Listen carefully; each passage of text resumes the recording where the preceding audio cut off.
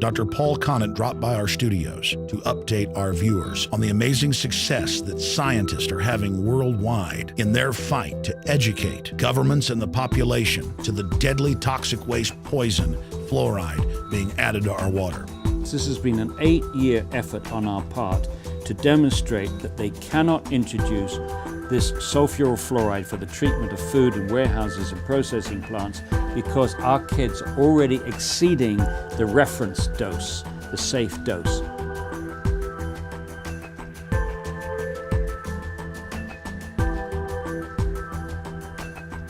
Dr. Paul H. Connett is our guest, and he is an environmental chemist and, of course, a toxicologist, and has been a prominent critic in the U.S. and around the world since he first researched exactly what the so-called substance fluoride is doing, being added to our water, but also being used as a pesticide. And we had him in here just 4 or 5 months ago in studio with us.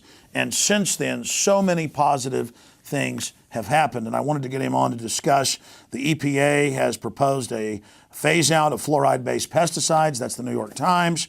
Other reports, U.S. wants to reduce fluoride in drinking water. The government's had to continue to admit that internal ingestion of fluoride does nothing for your teeth. It's only topical, and I've made the point many times, it's like drinking sunscreen instead of just putting it topically on. And so there's major cracks in the facade. He's just returned to the United States from a trip to Australia, New Zealand, and other nations. He just got back last night, and he's here in Austin, Texas tomorrow to speak to the Austin City Council. So positive things are happening all over the world, and he's here to give us a report on that. Dr. Connett, thanks for coming in. Well, thank you, Alex. You know, water fluoridation is not the most important issue confronting our planet, but it's the easiest one to end. All you need is a strong wrist to turn off the tap. Once the tap is turned off, it's over. But you need the political will to turn the tap off. And to get that political will, we need people informed and we need people organized. Thanks to you, millions of people around the world are being informed on this issue. And thanks to Fluoride-Free Texas, thousands of people in the city of Austin are being informed about the issue and being organized on the issue. So we're keeping our fingers crossed that Austin, Texas will be our next big victory. A few days ago, it was finalized that Calgary in Alberta, that's 1.1 million people, are now going to be fluoride free, and after 20 years. And people in Waterloo, Ontario voted it out. So the squeeze is on Ontario. And don't forget that most of British Columbia and most of Quebec, the wings of Canada, are already fluoridation free. And we're squeezing on Alberta with Calgary out, Edmonton may be next, and then we're squeezing on Ontario. If Ontario was to go, if Toronto was to go, or even Ottawa was to go, I think it would be the end of fluoridation in Canada. Meanwhile, we've got a very good organizing group in New Zealand. FAN New Zealand is excellent, and FAN Australia has just been formed. So there's a fight back everywhere. And then a few days ago, I was in Dublin, which is mandatory fluoridation. Because of American pressure back in the 1960s, Ireland has mandatory fluoridation. It's the odd man out in Europe. Only 3 countries in Europe have any fluoridation at all.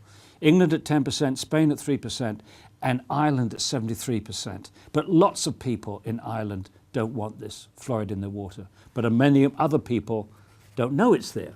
Now, you've been talking about some of the big cities that are going fluoride free. I've seen reports like towns outside Austin, like Lago Vista, right, having it removed. Other cities not putting it in. Big fights in places like San Diego, where they've had to bring in supposed private money to do it. I briefly want to give people a recap of just some of the basics of the danger of fluoridation and how discredited it's gotten and what it signifies for you that this facade of you people are crazy is beginning to fall in, because I've seen the reports of the majority of government scientists and unions sending in their own letters, toxicologists, environmental chemists, saying this is insane. The increases in bone cancer, the fracturing of the bones, the dental fluorosis. I mean, it's such a hoax. But before we go there, you also gave me some very positive news earlier when we were talking about what's happening in the state of Georgia. Yes, some very prominent black leaders. Andrew Young, former ambassador to the UN, former mayor of Atlanta, whose father was a dentist and for years was pro-fluoridation, came out with a public statement a few days ago calling for an end to mandatory fluoridation in Georgia.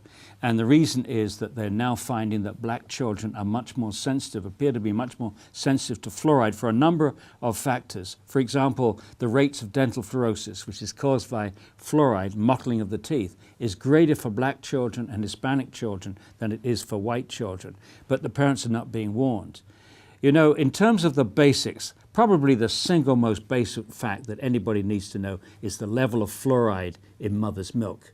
You know, what was developed over millions of years by evolution, Mother Nature, however you saw the development of humankind, this is baby's first meal, which is designed to be the best delivery of all the things that the body needs, right? And it's practically none. The level of fluoride in mother's milk is 0.004 parts per million, which means a bottle-fed baby is getting, in a fluoridated town like Austin, is getting 250 times more fluoride than nature intended. And then you have these lunatics, these people that are more interested in money than protecting our babies or our health, selling for baby water, so-called purified water, which has fluoride added to it. So they're deliberately giving babies 250 times more fluoride than nature intended. And they push it in the public schools. They've got dozens of brands. They've got it in packages of little school buses on the side. You go to grocery stores or baby stores, there's giant end caps. They've got recordings playing. Your baby needs it. They've got to have it. But you just broke down the facts, and I've read the statistics. Go over some of them. Am I correct, doctor, that the studies show these different fluoride types have a much more adverse effect on babies and the developing? Yes, it's the first year which is the most sensitive year. According to government-funded researchers from Iowa, it's the first year in which the baby's at greatest risk at developing dental fluorosis. And we've got a huge problem now in the United States. 41% of children between the age of 12 and 15 now have dental fluorosis. Now that's all American kids. That's an average of kids living in fluoridated communities and non-fluoridated. And that's up from 10%. 10% was where they began in 1945. That's what they thought. We can fluoridate the water, lower at 1 part per million, lower tooth decay, and we'll keep the dental fluorosis at 10% in its very mild form. Now we have 41%, probably 50% in fluoridated communities, and 3.6% of those have moderate or severe dental fluorosis. And from the studies I've read, but correct me if I'm wrong, this is the surface effect. And so this is what we're seeing, but the studies on IQs, on bones, bone cancer. You can't see them unless you do a study. You can't walk down a road and tell if someone's had brain damage, whether their IQ's lowered, whether they earlier onset of puberty or any of these other things. You can only find that was caused or not by fluoride if you do the studies. And we're just not doing the studies in this country. We're not doing any studies to see if there's a relationship between fluoridation and arthritis, even though we know the first symptoms of fluoride poisoning of the bone is just like arthritis. We're not looking to see if there's a relationship between fluoridation and the massive increase of underactive thyroid gland. Even though doctors used to give fluoride tablets to lower thyroid function in the 30s, 40s, and 50s, very low doses, by the way. We're not looking to see if there's a relationship with fluoridation and lowered IQ, even though we have 24 studies now from China, India, Iran, and Mexico, which shows that moderate exposure to fluoride is lowering IQ in children. Well, that was my next point. You're saying we're not studying it because this is the home of fluoride where it began. You live here in the United States as well, but all these other countries have. And we know that the teeth turning into pot-eaten, yellow wrecks, that's only the surface effect, the brain. That's right. What about glands in the brain? The pineal gland, this little gland between the two hemispheres of the brain, it concentrates fluoride because it's a calcifying tissue, just like the teeth and the bones. And the researcher that did this, somebody I've met several times, Dr. Jennifer Luke in England, she also showed that animals lowered melatonin production. And this pineal gland produces melatonin, which is like a biological clock. It controls the start of different things or end of different. It controls the onset of puberty, aging, jet lag, which I know something about, and sleep patterns. So it's an incredibly important gland, and yet no country, no fluoridating country, has attempted to reproduce her work, and it's not. But strangely enough, in the studies I've seen, levels of fluoride are known to accelerate puberty and basically aging, and then we wonder why, amongst the other hormones and things that are in the meat, that our girls are going into puberty at now not just 6 or 7 or 8, but 3 years old in many cases, you see the areas of the world where fluoridation is going on. We have these hot spots of the boys being effeminate and the women going into puberty earlier. But the point is, from a scientific perspective, if you don't look, you don't find. And the absence of study does not mean the absence of harm.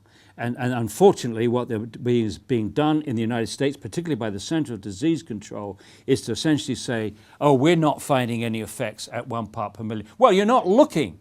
I know you're a fan of Monty Python, as I am, and we had Dr. Peter Cooney, who's the chief dental officer for Canada. He went into Dryden, Ontario, shortly before they voted fluoridation out. That's another victory. He said, I've walked down your high street today and I didn't see anybody growing horns, and you've been fluoridated for 40 years. So that's the level of research in Canada. You know, come in, John Cleese. Well, John, what are we going to do to study this fluoridation thing? How can we demonstrate to the public? He doesn't have any horns. He's fine. We'll have a whole department. We'll have a specialist in deer horns, moose horns, goat horns, bull horns, cow horns, rabbit horns. We'll cover the country. And if we see horns growing, we'll cut that fluoride out. That's it, John. Jolly good, you got it. You got it whole in one. What about forked tails as well? Yes, you forked tails, absolutely. And by the way, John, what do you think about getting rid of this hazardous waste from the phosphate fertilizer industry? Well, we'll just put it in the water, and if they complain, we'll say, if Easter bunnies spontaneously appear, then we'll take it out. So you got it. I mean, can you think of anything more bizarre? The hazardous waste of the superphosphate fertilizer industry, they can't dump it into the sea by international law. They can't dump it locally because it's too concentrated. But if someone buys it from them, it becomes a product. And once it's a product, then they can put it in the drinking water and tell us it's good for our teeth. Well, expanding on that, I mean, you say they haven't studied it here, but there have been studies all over the world, and there have been studies of what higher levels of fluoride do, and we know it's deadly poison and it attacks the body at every level. I mean, you've spoken about how it's really an adjuvant. It also accelerates all the other toxins, and if it's something that bioaccumulates, then we do know it's bad. It's crazy. Well, first of all, going back to real basic common sense stuff, the whole notion of using the public drinking water to deliver medicine is crazy, because once you put a medicine in the water, you can't control the dose. You can control the concentration at the waterworks, but you can't control how much water people drink, and you can't control how much fluoride they're getting from other sources, so you can't control the dose. Ask any pharmacist. This is sheer lunacy. But that's my next point. You were earlier when we were talking on the radio breaking down how they gas the food with fluoride, and they also have systems where they spray it on. Yeah. And many of the doctors I've talked to over the years said, look, water's bad, but this is where they're really putting the toxic waste. Well, now, going back to January 10th. Absolutely, of this year, 4 or 5 months ago, EPA proposes phase out of fluoride-based pesticide because we're dealing with hundreds of times what they're putting in the water. But the fact that they're now starting to back off on this, why do you think that's happening?